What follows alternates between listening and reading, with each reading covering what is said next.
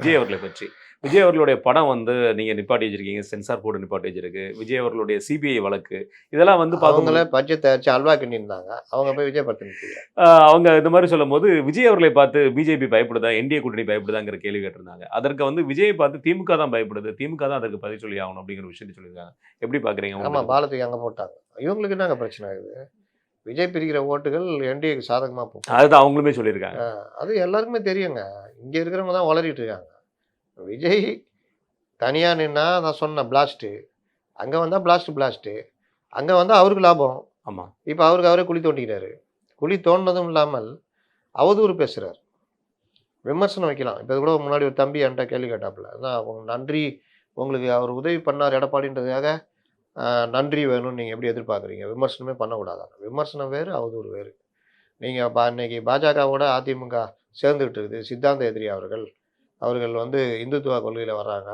அதுக்கு அதிமுக கூட போடுறோம். நாங்கள் அதிமுக கூட நாங்கள் சேர்றது சாத்தியம் இல்லை. அவங்களே நாங்கள் எதிரிகளாக தான் பார்க்கிறோம், அரசியல் எதிரியாக பார்க்கிறோம்.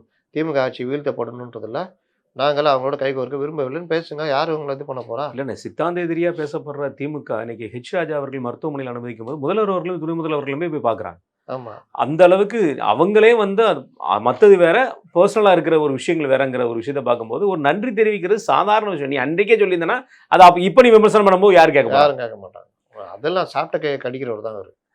இவருக்கு நன்றிக்கும் இவருக்கும் ரொம்ப தூரங்க.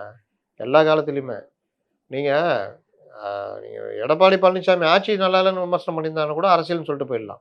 பண்ணக்கூடாதா? ஊழலே இல்லை அவர் ஆட்சியில் நீங்கள் சொல்ல முடியுமானா ரைட்டு, கரெக்டுங்கன்னு அது யாருமே கேள்வி கேட்க முடியாது. ஏன்னா எல்லாரும் எல்லா காலம் விமர்சனத்துக்கு உட்பட்டவர்கள் தான். அடிமை எனக்கு அந்த கட்சியை பற்றியே பேச மாட்டேன்னா அந்த அஜெண்டா யார்கிட்ட இருக்குதுன்னா டிஎம் கிட்ட இருக்கு. அதிமுக ஒரு கட்சியே இல்லை, பாஜக தான் எங்க கட்சி.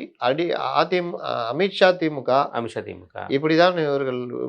நீ அதை கையில் எடுத்துக்கிட்டு பேசுறேன்னா நீ யார்? நீ எடுப்பார் கைப்பில் தானே. ஆமா, உன் இன்ஜினே கிடையாது உனக்கு. அவருக்கு எதுவுமே தெரியாது. இப்ப இருக்கிற ஆட்சியை பத்தியே தெரியல, அப்ப இருக்கிற விஷயத்தை பத்தி அவருக்கு எங்க தெரியும்? அவருக்கு இந்த எழுதி கொடுக்குறவன் தான் கொடுக்குறான். அவனுக்கு அவன் டிஎம்கே உடைய ஸ்லீப்பர். அப்போ அவன் டிஎம்கே அஜெண்டா தானே கையில் எடுத்து பேசுவான். இன்னொன்று, தனிப்பட்ட முறையில் விஜய்க்கு நன்றி வேணுமா வேணாமா? அதை தான் நான் கேட்குறேன். காவலன் படத்தை யார் காப்பாற்றி விட்டது? மெர்சல் யார் காப்பாற்றுறது? மாஸ்டர் யார் காப்பாற்றுறது? ஊரே கொரோனாவில் செத்து போனாலும் எனக்கு 100% ஆக்கப்பசி வேணும்னு கேட்டது போய் யாரு? மக்களுக்காக நிற்கிறவர். இப்படிப்பட்ட வேலையெல்லாம் நீ பண்ணிய நன்றி இருந்ததா? சமீபத்த உதவி கரூர் மேட்டர்ல உனக்கு அவ்வளோ தூரம் எல்லா உதவியும் பண்ணி கொடுத்தது, வக்கீல் முதற்கொண்டு உங்களுக்கு ஏற்பாடு பண்ணி கொடுத்தது அதிமுக.